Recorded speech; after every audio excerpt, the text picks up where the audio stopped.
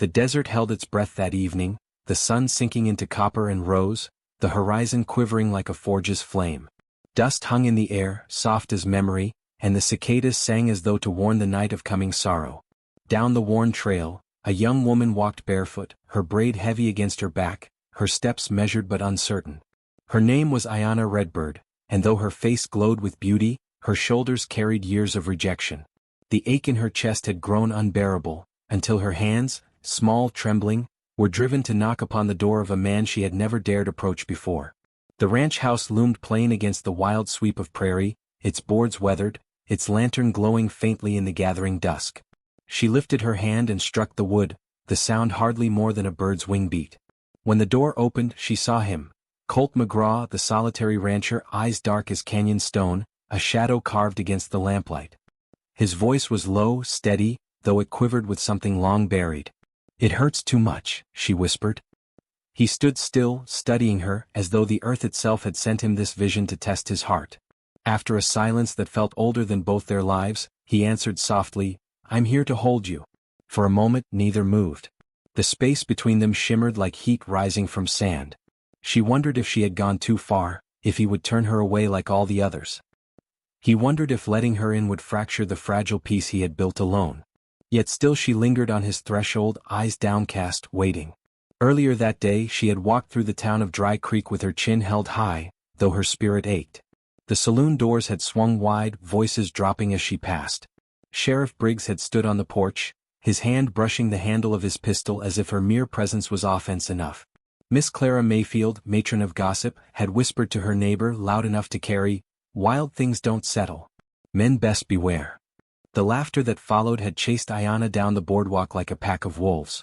Colt had been there too, though at a distance, leaning on the rail outside the general store. He had seen the way her eyes tightened, how her stride faltered for only a second before she pressed on. And something in his chest had stirred, though he crushed it quickly, telling himself her troubles were not his to bear. He was rich in land and cattle but poor in trust. He had built fences high enough to keep out even the loneliest of dreams. Now she stood before him, her strength cracked open into vulnerability. Her words had not been a plea for love, nor even comfort, but a confession of weariness. She carried shame as if it were stitched into her skin, the cruel gift of a world that scorned her bloodline. She feared she had no place left to go, and yet she knocked on his door. Colt's hand tightened on the frame. He thought of the stares he had felt all his life, envy at his inheritance, whispers about his solitude, judgment over his refusal to take a wife from among the town's own. To open his door to her would give them new ammunition. He pictured Sheriff Briggs' glare, Clara Mayfield's wagging tongue. Yet when he looked into Ayanna's eyes, shadowed but unbroken, he saw his own reflection. He stepped aside. Inside, the air was heavy with smoke and pine resin, the warmth of a fire still glowing in the hearth. She entered cautiously, as though afraid the floor might reject her weight. Colt shut the door, the sound echoing like a vow. He crossed to the stove, poured water into a chipped mug and set it before her. The steam curled upward, carrying a quiet mercy.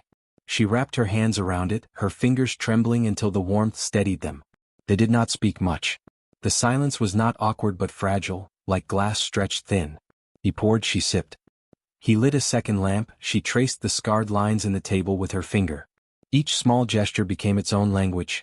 Outside, the prairie wind sighed against the shutters, as though jealous of the peace forming within. At last Ayanna's voice broke the quiet. She told him of her father's death, how the tribe had scattered, how she had walked miles under endless sky with only memory for company. Each word came slowly, shaped by grief that had worn grooves in her spirit. Colt listened without interruption, his jaw clenched, his heart recalling his own hidden wound, the brother he had buried young, the land he had inherited like a chain, the silence he had learned to live with. She did not weep, and neither did he, but the air grew thick with unspoken kinship. For the first time she did not hide her trembling, and for the first time he did not hide his loneliness. Their eyes met, not yet as lovers but as two survivors seeing themselves mirrored in another. Then came the sound of hoofbeats. Heart steady, drawing near. Colt stiffened. Ayanna's breath caught. The knock that followed was not hesitant but forceful, rattling the boards. Colt opened the door to find Sheriff Briggs, broad-shouldered and scowling. His gaze swept past Colt, finding Ayanna seated inside, the blanket drawn around her shoulders. "This town don't take kindly to mixing blood and money," Briggs said, his words sharp as spurs. Colt's body stood like a wall, shielding her from the sheriff's glare. He did not raise his voice, but the silence he offered was heavier than any denial. After a tense moment, Briggs spat into the dust, turned and mounted his horse. His warning hung in the air long after he rode away. Ayanna rose, shame coloring her cheeks. She whispered that she should go, that she should never have come, that she had only brought trouble to his door. But when she reached for the handle, Colt's hand caught hers. The gesture was simple, but it held more weight than any declaration. He did not speak of love, nor even of defiance. He merely wrapped a blanket more tightly around her shoulders as though to say, "Stay." The fire burned low and still they sat, their shadows cast long on the walls. Sleep came heavy, and when dawn touched the horizon, Ayanna woke to the scent of coffee and the sound of Colt stoking the fire. She had expected shame to return with the light, but instead found herself breathing easier. For once she was not an outsider. Colt turned, holding a steaming tin cup. His eyes met hers, steady, unashamed. He did not offer promises of riches or romance. He spoke of belonging. "Stay," he said quietly. "Build something with me. Let the land know us both." Her throat tightened, and though no tears fell, her heart answered.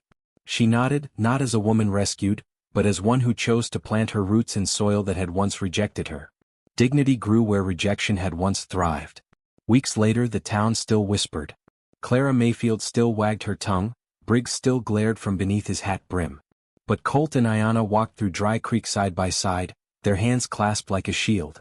At the edge of the prairie, beneath a burning red sky, Colt slipped a ring onto her finger. No grandeur, no preacher, no crowd, just a quiet defiance, a vow sealed in silence. They rode home together, not as strangers, not as outcasts, but as two souls who had chosen each other in spite of the world. The desert wind followed them, carrying both dust and blessing.